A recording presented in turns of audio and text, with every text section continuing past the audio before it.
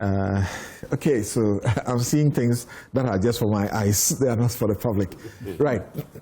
So maybe let's hear President Mahama on the OSP, calls for the abolishing of the OSP. Let's listen to these voices before we come to the issue. I do enjoy prosecuting people, but I mean, the people of Ghana will not forgive us if people develop impunity in terms of abusing the trust that people have put in them. And so that's why we're resourcing the Economic and Organized Crime Office and the other anti-corruption institutions, including the Office of the Special Prosecutor. And recently, there have been some controversy with the Office of the Special Prosecutor.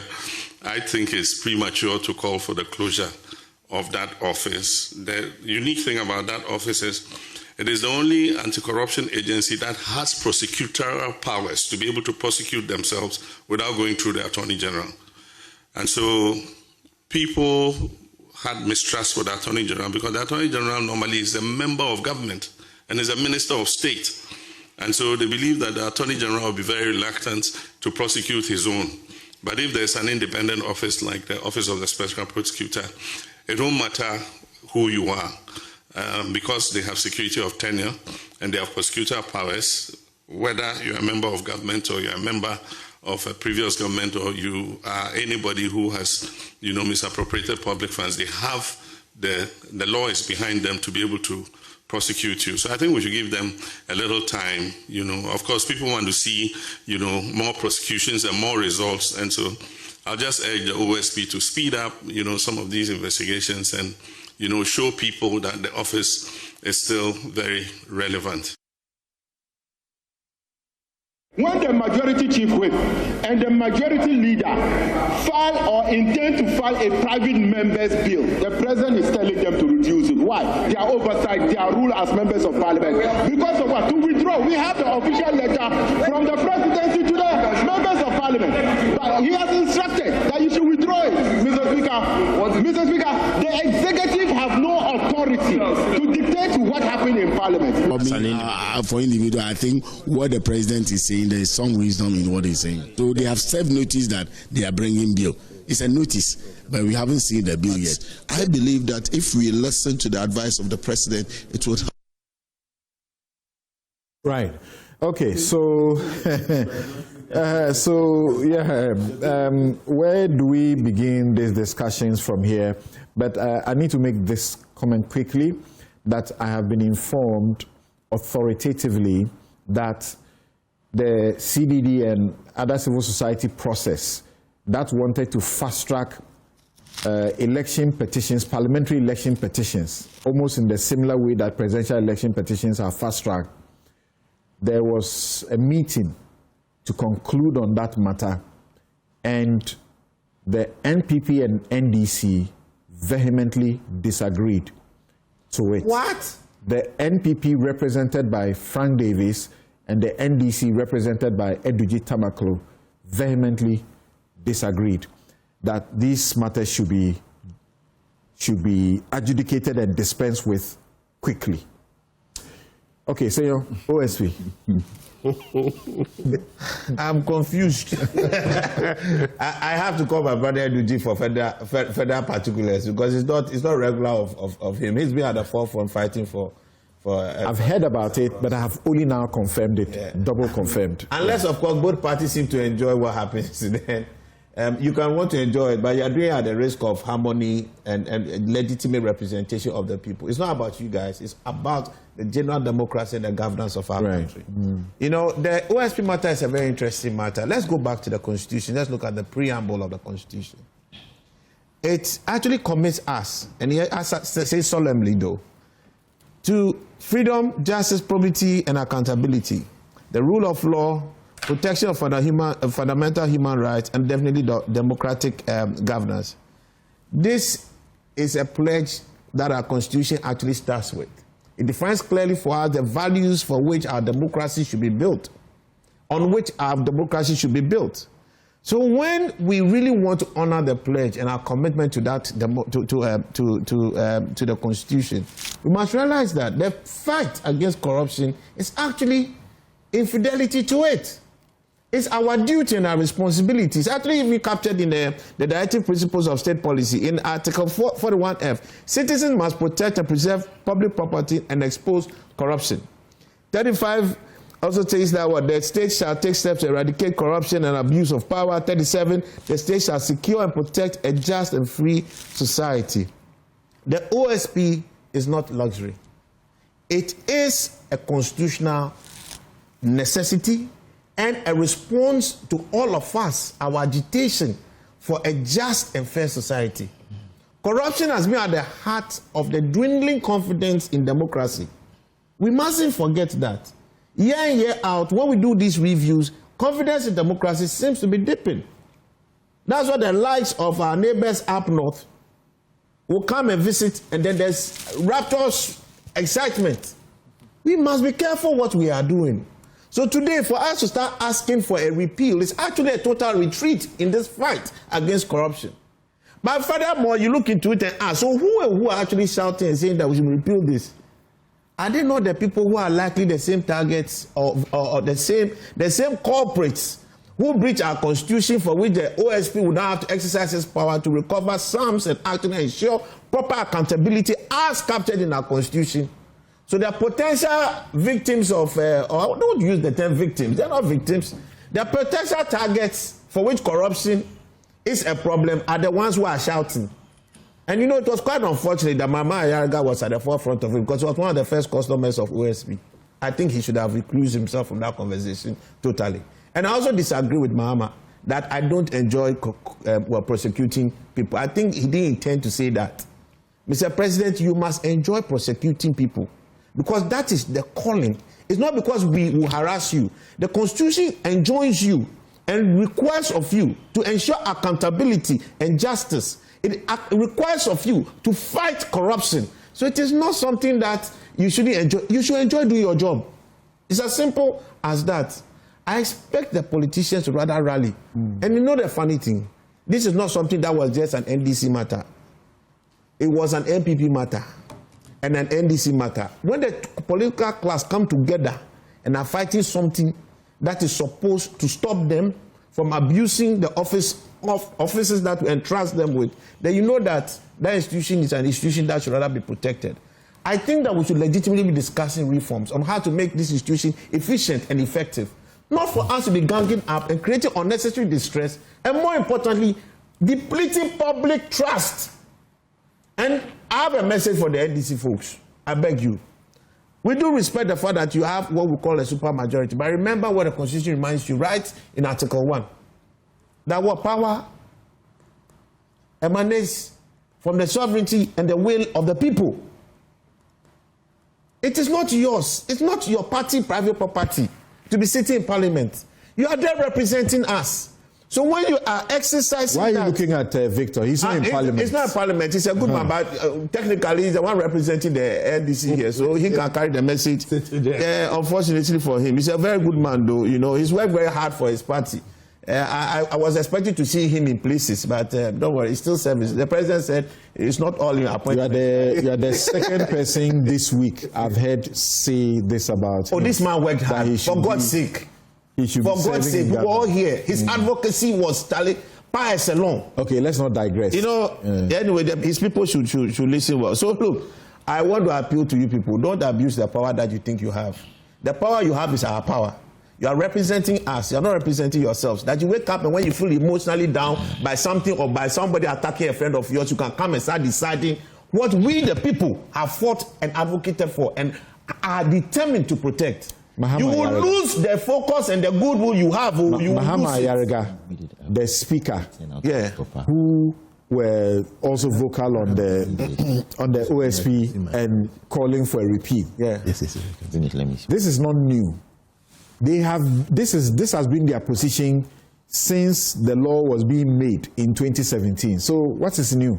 Except that people are saying, well, Mahama Ayariga was one of the first victims of the OSP's prosecutions. And he was the first one of the first customers. Even though under Kissie Jabeng, he got 2, 3 days. He got a reprieve. A reprieve. Yeah. You see, that is the problem. The politicians are fighting OSP largely because they cannot control it. That's as simple as that. They don't want OSP because they can't control the OSP.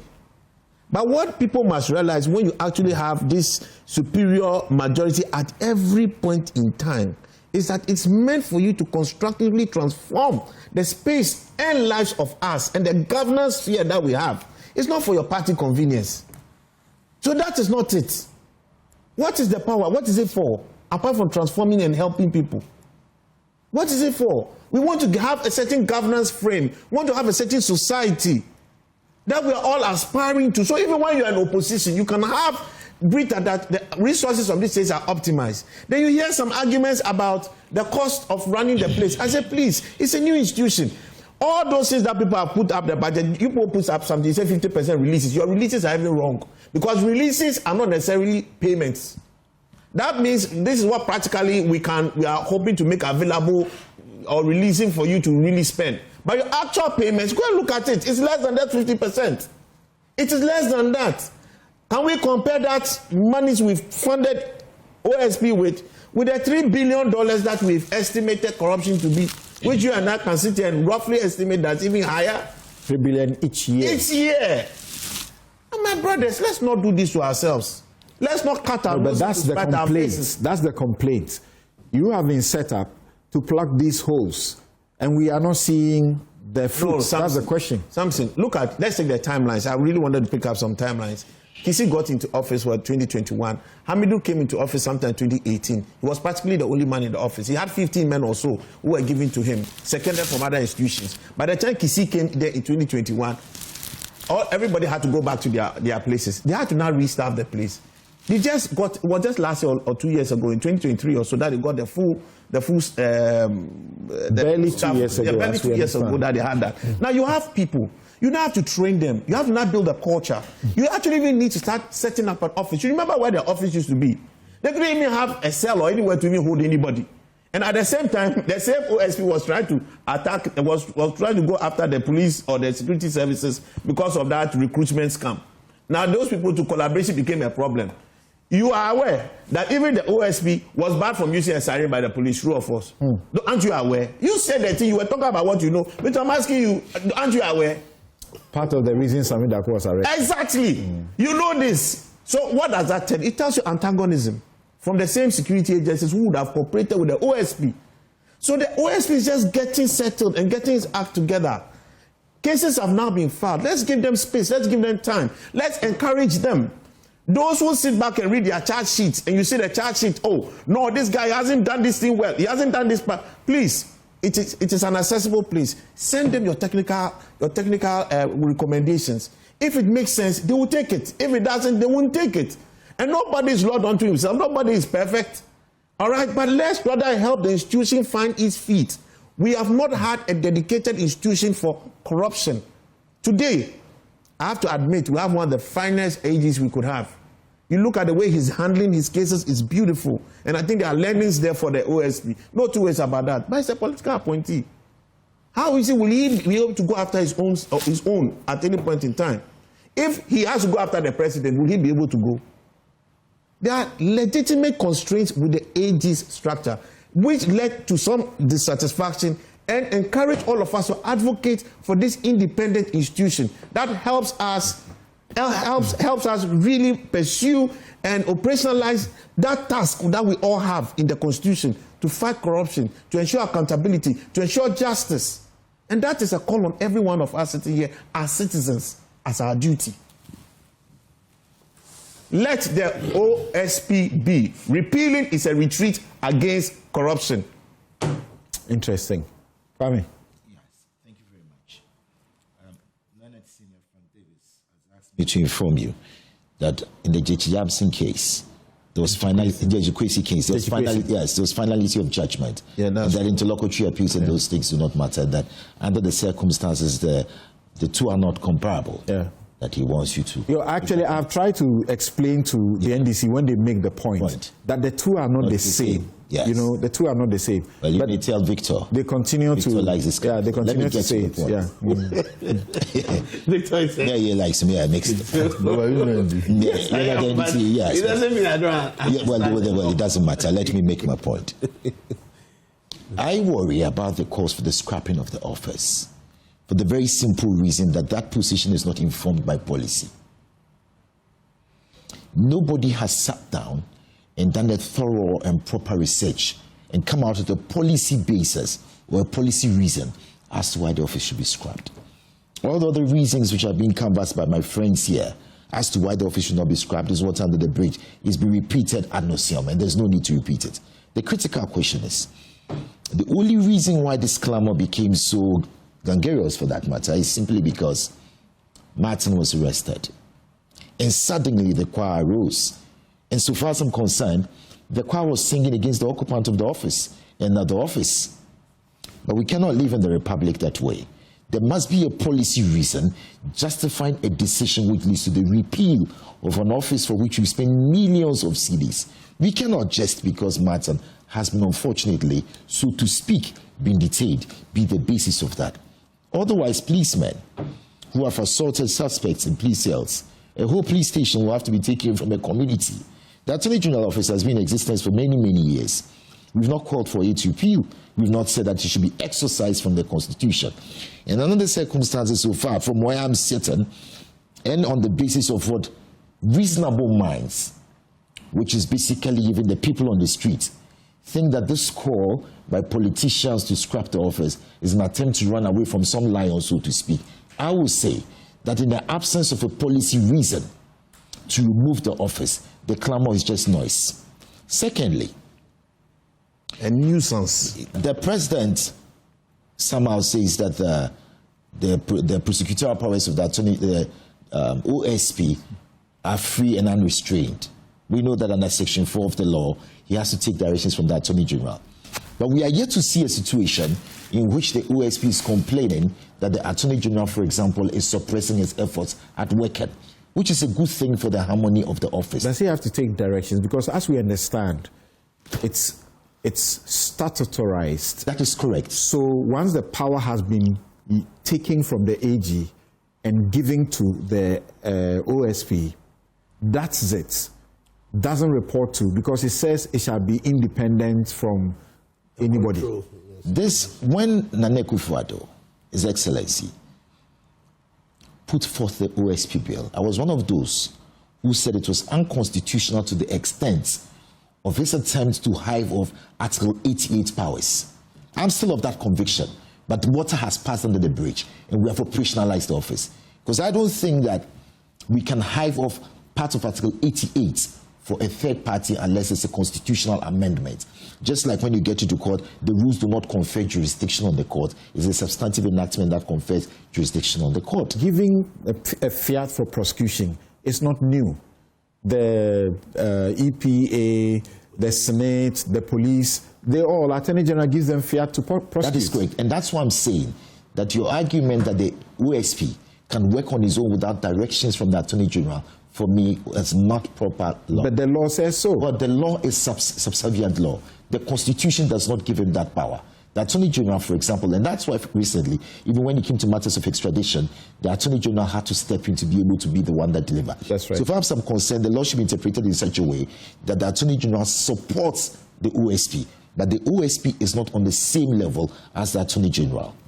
Constitutionally, the Attorney General is the only person mentioned in the Constitution. He's the only person authorized with that power. A subservient legislation cannot hive off constitutional powers and give to the OSP. So it should be interpreted in a manner for us to understand that the OSP is a working tool of the Attorney General. He's an appendage of the Attorney General's office. Safe to say, an independent tool. No, you put the word. That independence must not be. That independence. Let me just make it a point. That independence is independence insofar as the Attorney General is not using his powers to impede proper office directions of the OSP. But the Attorney General can halt some investigations being done by the OSP. It can halt. Yes, it can. It should be able to halt under the Constitution. I have heard those who pioneered what we understand to be the zero draft of the OSP bill, like Professor H. Kwesi Prempeh. Yes. I've heard Asa Nanankuma just last week. All of them completely against this thing about let's remove or repeal it. But they also seem to suggest that while the Constitution Review Committee is working to constitutionalize the OSP, you may not say that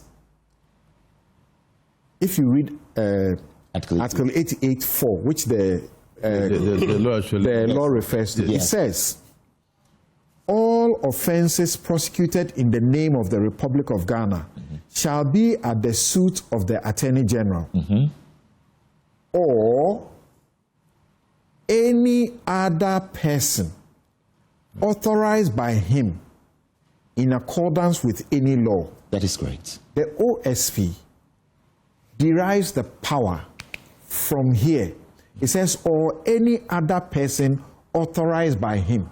So it's the authority of the Attorney General. So the OSP is not unconstitutional.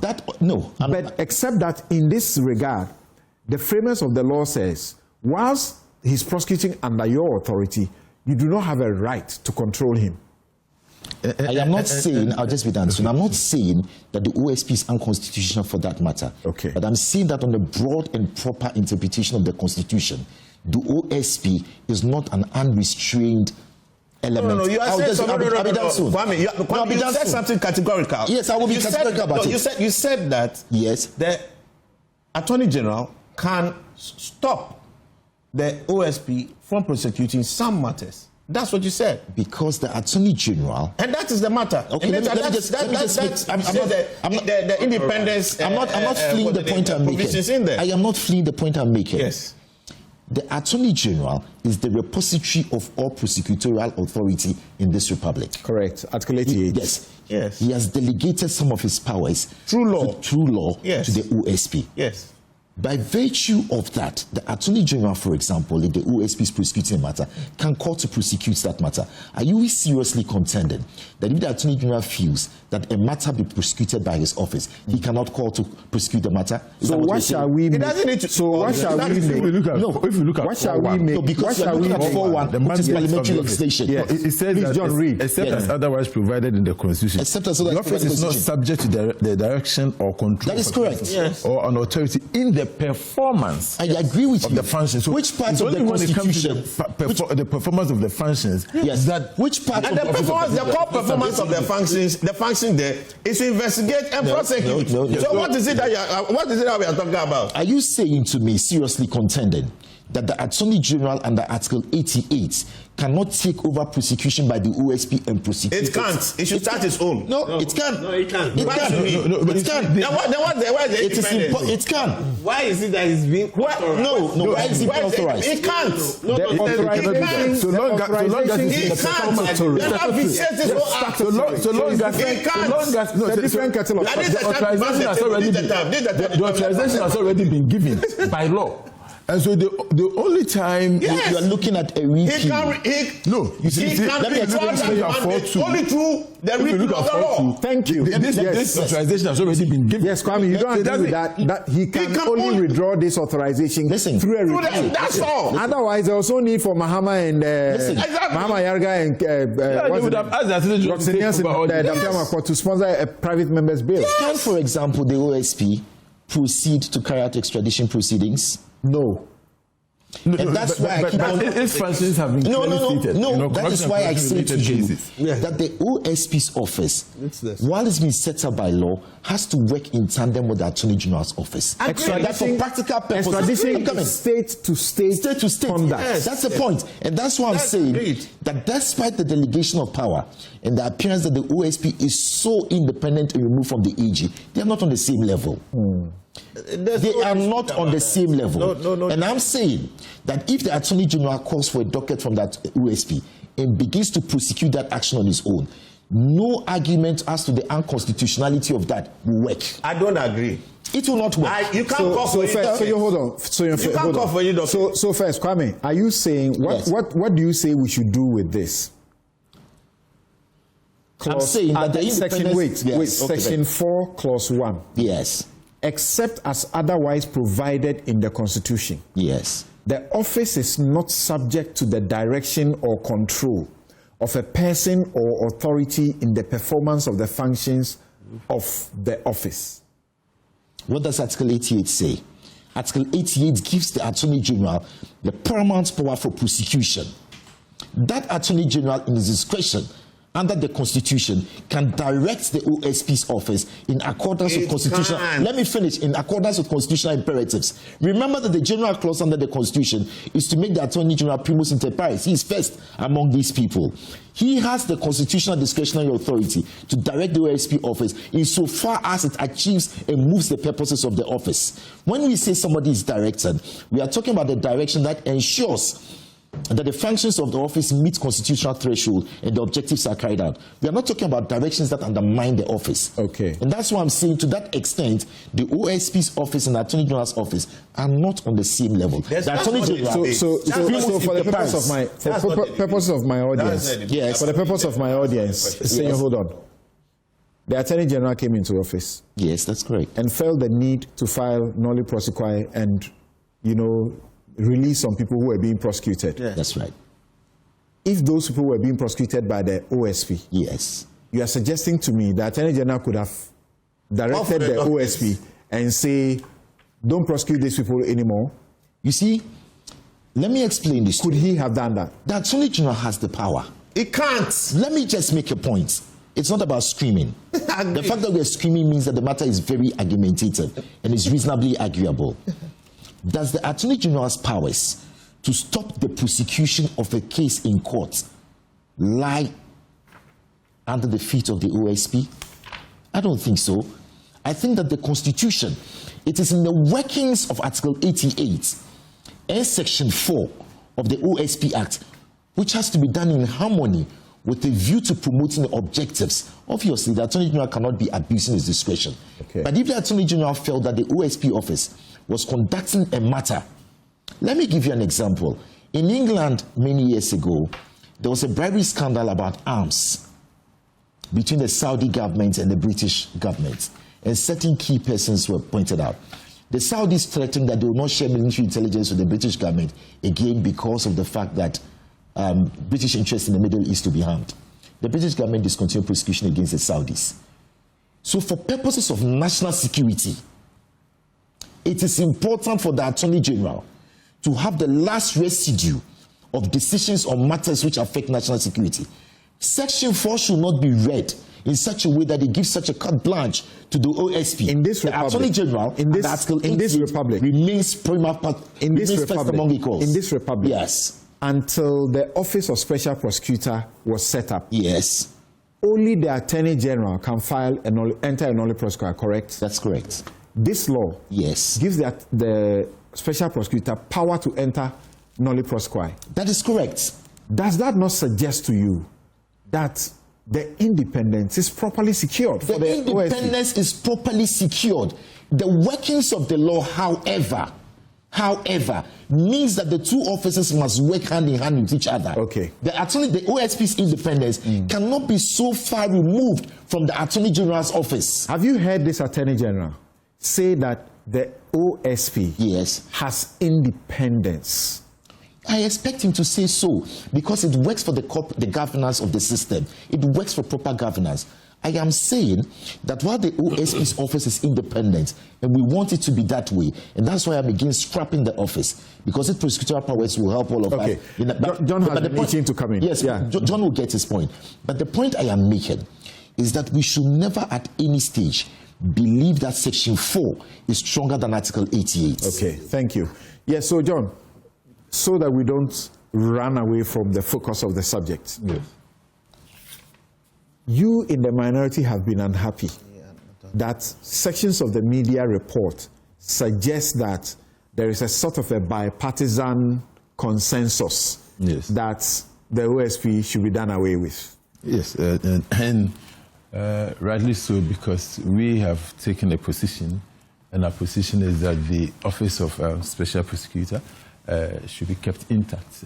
And for me, it tells you our tolerance level and the fact that we believe in accountability. We set up, when I say we, the NPP government set up the OSP, and the whole period, the OSP has been prosecuting, if I can put it that way, NPP members. We know of the PPA case. We know the way OSP is going after Kendo Ferrata. We know most of our members who have been prosecuted by the OSP.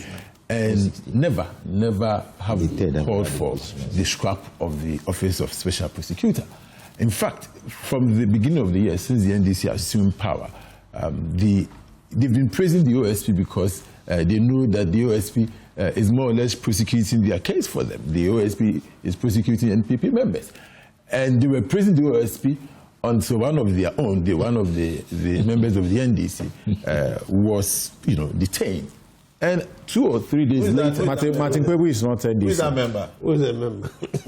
Well, there are 2 powerful people here who agree with you. I don't... Martin Kwebu is not NDC. Martin Kwebu is not NDC. No. He has even shown his MP please. on TV. Please, let's stop this. Let's not do this to ourselves. Why? Martin Kwebu is not a member of the party. He's doing the work of NDC. He's been with you since... If you feel his views and it's okay. It's okay. NDC says... Look, I have had cause to challenge his assertion that he's an MPP. He has said publicly that his vote is not on autopilot. Well, okay, for at least he's doing the work of the NDC. Let's put it that way. So now, as a legal member, since the... I don't think that's a fair comment. Since one of their own was arrested, the NDC, all of a sudden, I think it was 2 or 3 days after, that Dafiamepo and the majority leader said that the office of the Special Prosecutor should be scrapped. In fact, Dafiamepo made a strenuous argument on the floor of Parliament that because of what he's done to Martin Kwebu, it was just because of what he's done to Martin Kwebu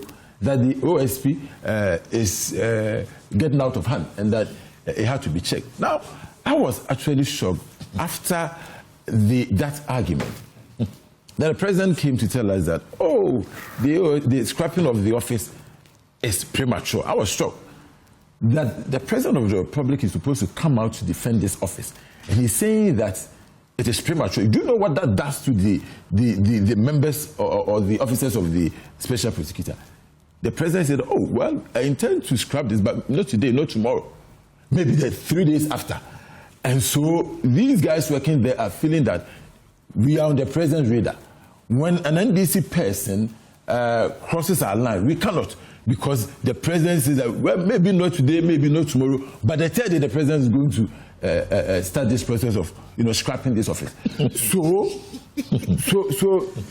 now you put them in a position where they cannot function. In fact, this last letter that came recently, signed by my colleague Felix Ufosu, is just to clear the president. I'm sure that some of you in the media and some people in the society will praise the president for this.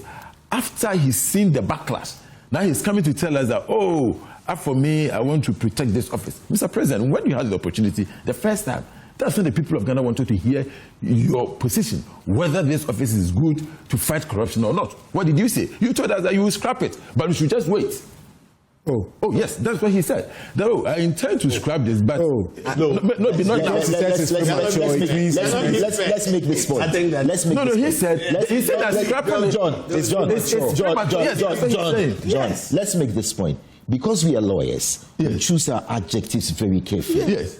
When a man is speaking extempore like the president was doing, in using premature, he was using it in a restrained sense of that it is not right for us. Let me finish. Let me finish. You can put that. You can put that interpretation. I notice how you speak. That's true. Because you speak as a member of parliament. And I like that. You speak as a member of parliament. But it's remarkable. Because you will make your point. I'm just saying that when the president sees that something is premature, we should cut him some slack. No, because listen, I can relate to you. But Kwame, the question has been asked. No, I can relate to you. The question has been asked. Ask whether can the majority leader in Parliament take such a step. I was going to come there. I have a lot of majority chief chief whip. I don't know where you are cutting. With the majority chief whip, without consultation. Well, on the face of it, the president has distanced himself from it. But let's look at this on the face value. And why did the president need to do it publicly when he could do it privately to this people? I think it was important. I don't have the eye of I think it was important. Let John continue. Okay, so I think that for me, what we are seeing, okay, especially this last letter, is what people will call settings. Settings. Wow. It's just a charade. They want us to have some soft spot for the president, that when it came to the scrapping of the Office of Special Prosecutor, even the president fought against it. But that is not the case. In fact, let's look at the gentleman who has filed a lawsuit in the court challenging the constitutionality of the office. This is a guy who works in the same office of the Deputy Attorney General. It's quite an embarrassing story. In the same office, the senior advisor to the president, Joyce Muktari Bawa, works in the same. Joyce Muktari Bawa is a partner to the Deputy Attorney General. And in fact, the Deputy Attorney General is my very good friend. We all lecture again together. I'm even wondering the legality of holding a law firm whilst acting as an Attorney General. But that's a question for another day. But the Deputy Attorney General's law firm and the partner, okay, they are in the same firm, and somebody from there files a lawsuit to challenge the constitutionality of the office. And then the Deputy Attorney General comes to publish on Facebook that a private citizen has filed a lawsuit challenging the constitutionality of this office. And he is the one who is going to defend the constitutionality of this office. His partner. And this person, in the same office, Joyce Muktari Bawa, is a senior advisor to the president. That case, which is now publicly called Srem versus Srem, it's not a good. It's not. The optics are very. Don't look at the. You see, no. He has a legal right. It is not optics. It is the reality. That is what they are doing. You see, when you say it's optics, then it's just the face value. But in reality, that is the plan of the NDC. John, Praetorium Solicitors Unlimited. It's a firm that Justice Stremsai, Dr. Justice Stremsai, is a member or founding member, as we knew it. The members of that firm are Mrs. Joyce N. Adishetu Bawa Muktari, Mr. Justice Stremsai, Mr. Cletus Alenga, Mr. Kenneth Ni Okaingate, Mr. Alhassan Gonda Abdul Aziz, Miss Adelaide Safwa Ejei, Mr. Prosper Huetu, Miss Rachel Ayikaile Densi, Mr. Noah Ephraim Tete Adamte, Mr. Samuel Amwa Owusu Ajiman, and Miss Gertrude Emefa Donko. You are saying that because Bawa Muktari, or there are other people in this firm who are in the government. We know other people in this firm here, as I've mentioned the names, who are in the government. You are saying because they are in this firm, the lawyer Noah Ephraim Tete Adamte, his independence is compromised. He can't do things on his own. My brother. You have been in law firms. No, my brother. When we work in law firms, yes. No, don't say, do we act collectively all the time? No, I'm a lawyer. I have a firm. I have juniors. Yes. He is a junior lawyer. He doesn't do anything without consulting seniors. What are you talking about? Are you telling me that in your firm, your juniors can just file processes without even coming to you? They sometimes come to you. Saying I can stop my juniors from filing? No, not that they can. Your juniors, definitely all the cases filed from your firm, your juniors will tell you. You will know all the cases coming from your firm. When Shamsa came to tell us that a citizen has filed this case, are you telling me that was the first time he was hearing about it? He knew from they had discussion in their firm. The senior advisor to the president, all of them, they were aware. You are saying all of them, it is not possible. You are saying that it is not possible that this position taken by Noah Tete Adamte is a position that Stremsai shares. Is it not possible that he may have a different position? But it's a law firm of independent minds. Is it also possible that he was aware? But you are suggesting. You see, now you are impugning. You are here to defend. No, but look, I'm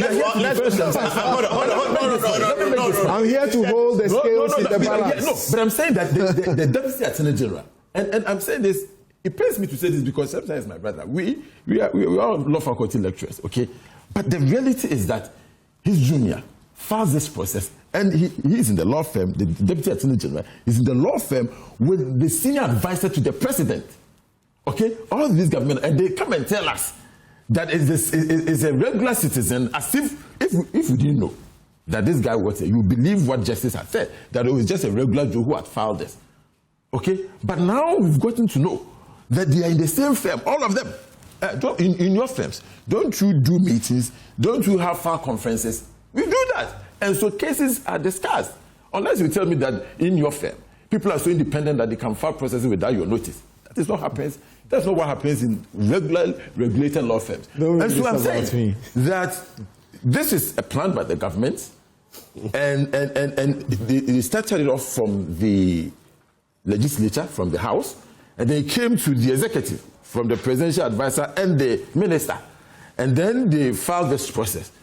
After the backlash, then the president says, oh, it's not even it's premature. Then he is reminded that when you say premature, it means that you are actually putting this when the president says it's premature, he's putting the office of special prosecutor on notice that if you cross my line, I will crack my whip. That's what the president is saying. And so my point is, Nidria says that premature could also mean its so yield. You have straightened interpretation. I'm entitled to my interpretation as well. Its yield, its dividend. Okay, it says so means read its yield, its dividends. The harvest is not ripe yet. No, my thing I was going to ask you was this. So you are saying that in the law firm,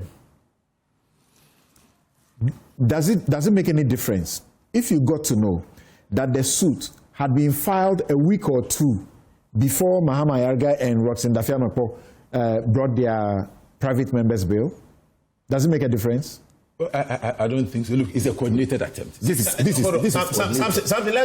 that has been properly planned and they are executing it. But the sad thing is that people like you and a lot of Ghanaians are buying into the idea that some people wanted to just scrap this, but the president is not in support. The president is in support. The president is aware. John, they want to scrap the office. And we are saying that we are let me clarify this to you. John, hold on. John, let me clarify this to you. Anytime you make it about me. No. You said people like me. No, you in the media, not you in person. You see, I may ask you a question. Yes. It may provoke you. Yes. But it doesn't mean that I share that idea.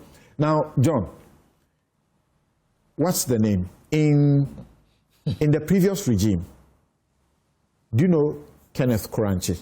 Yes, the media practitioner. Editor of the Insights. Was the MP aspirant for Okaikwe. He's a member of your party. Do you know he went to the Supreme Court? Do you know he went to the Supreme Court twice to try to have the OSP scrapped? So the reliefs he was seeking are literally the same as what Nwadamte is doing. So we've gone past that. Was it President Akufo-Addo who was doing it? We've gone past that. Now we know what is happening. That is what we must discuss. So you agree that it was Akufo-Addo? What we must discuss is what is on the table. That members of the law firm of the Deputy Attorney General, okay, have filed this lawsuit. What we know is that the NDC want to scrap this office. And the reason why they want to scrap this office is that now they've seen that the special prosecutor is done with all the NPP cases. Now it's up to them. All the things the NDC has done from the beginning of this year to now is now in the line of the special prosecutor. And so they don't want the special prosecutor to come after them. Like the way the special prosecutor came after. The special prosecutor had done the Airbus case. Let me make my point. You see, it tells you how tolerant the NPP government is. How the NPP was, ready to be accountable to the people of Ghana. We set up an office to watch us. Now, an office which is supposed to watch... it too. Fine. And now you are demanding the scrapping of the same office. No, we are not demanding. We will fight it. You are demanding the scrapping of the same office. Yes, we will fight it. Against your people. No, so Senor is not one of those... He was one of those who are against the scrapping. So I'm saying that let us understand it as the people of Ghana, that the NDC government is afraid that the special prosecutor that they have been praising from the beginning of this year is now turning his eye on them. He started only with one NDC member, and all hell is breaking loose. Only one NDC.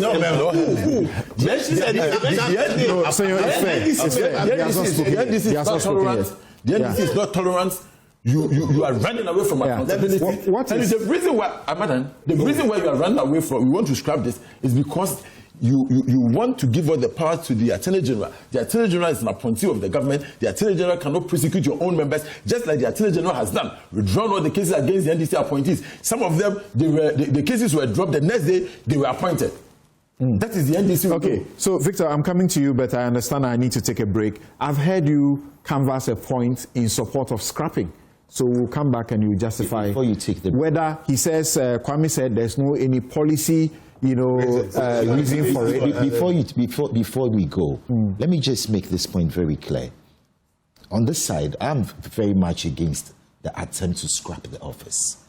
Now, while we speak to the constitutional independence of the OSP's office and the fact that the subsidiary legislation and the Act of Parliament gives it that independence, you have to understand that it's quite a slippery slope with respect to the independence. And that even though the Attorney General may have the power, by way of argument, to call, practically, it will be almost impossible for an Attorney General to halt the prosecutorial activities. I stick with the impossible. Thank you. And no Attorney General has done so, attempted to do so far. That's the point. It's up to 5 seconds. Let's be fair to John. The optics of this matter is not correct. That Srem-size firm, a partner in that firm or a member of that firm is the one trying to take on this case, and he is actually one even announcing it. The optics and the PR around it is absolutely off. Announcing or potentially the one who will go to court. And potentially, no, both. Frankly, it's coming, it's just so wrong. Okay. Thank you. Thank you. We'll take a quick break. We'll be right back to hear from Victor Kojoga Adaudu. This is Newsfile. It's your most authoritative news analysis platform. And here on Newsfile, what we do is to put Ghana first. For those of you who are asking that we should have Kwame Akufu offing, I'm sorry, he doesn't do this offing. We can't do otherwise about it. All right. Okay.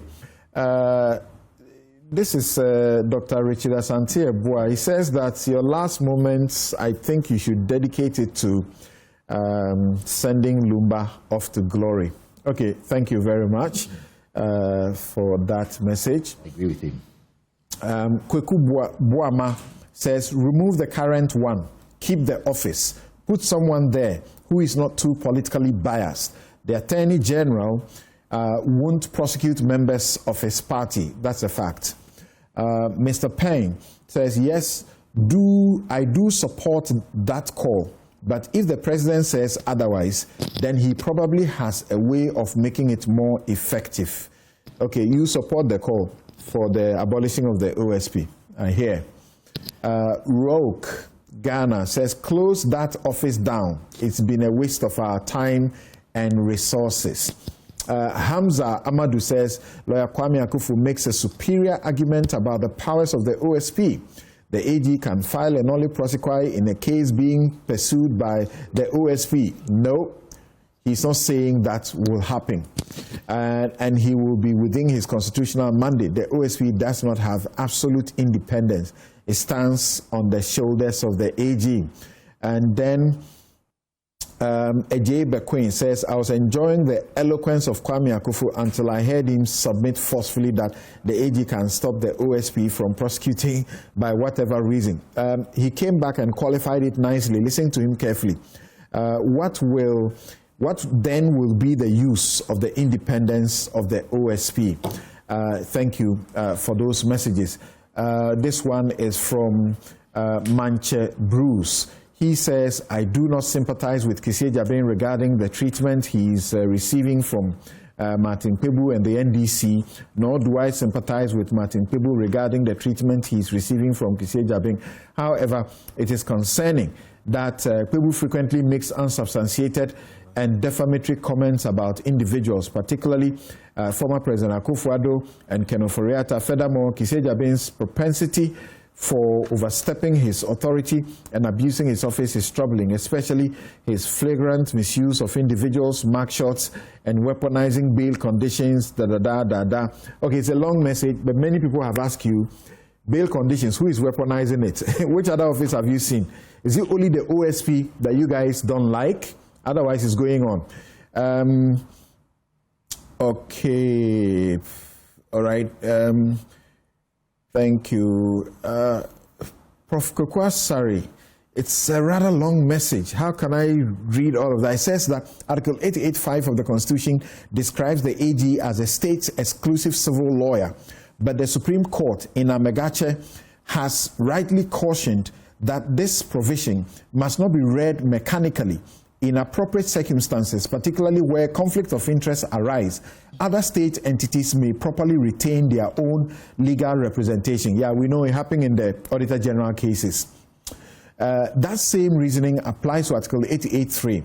It should not be read literally to suggest that the Attorney General in the state's exclusive, the Attorney General is the state's exclusive prosecutor in all circumstances.